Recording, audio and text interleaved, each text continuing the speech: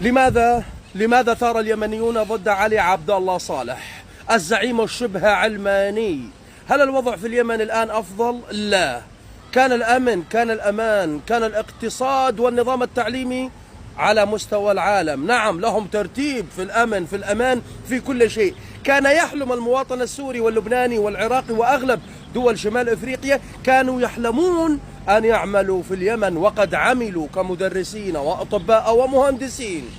أما الآن ليت الأمان يعود يوما يا يمن، اليمن الذي كان سعيدا وأصبح الآن من أتعس الدول على وجه الأرض.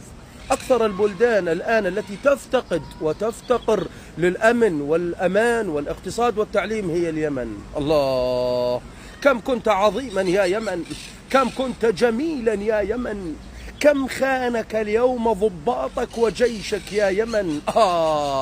الله يا عالم اسرار الخفيات، نتوسلك ونريد سرعة الإجابة، نريدك تحفظ اليمن وأهل اليمن من الطاغية البوتي الفاقد أعصابه، هذيك صنعة تبكي والشوارع مظلمات وضرب القنابل مثل رشق السحابة. جيش اليمن يحف على نجومكم والوسامات، صرتم ذليلين مطقطقين الرقابة،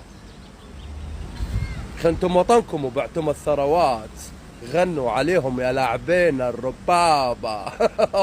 توقعت هالشيء. اليمن لا أمن، لا أمان، لا تعليم، لا اقتصاد ولا أي شيء، وقطاعين طرق. متى كان الإنسان يقاطع طريقا لا المنطق ولا العقل ولا القيم ولا حتى الدين يقبل أن تكون قاطع طريق في البر والبحر؟ إنه اليمن الفاقد للأمن والأمان وفاقد للمعيشة وصفر تعليم. لا تعليم إلا تعليما واحدا، التعليم على الخراب والتدمير. لماذا يا يمن؟ هل أنتم نادمون؟ نعم، أنا أشعر بذلك، ومن يقول غير هذا الكلام إنك تكذب وتكذب وتكذب.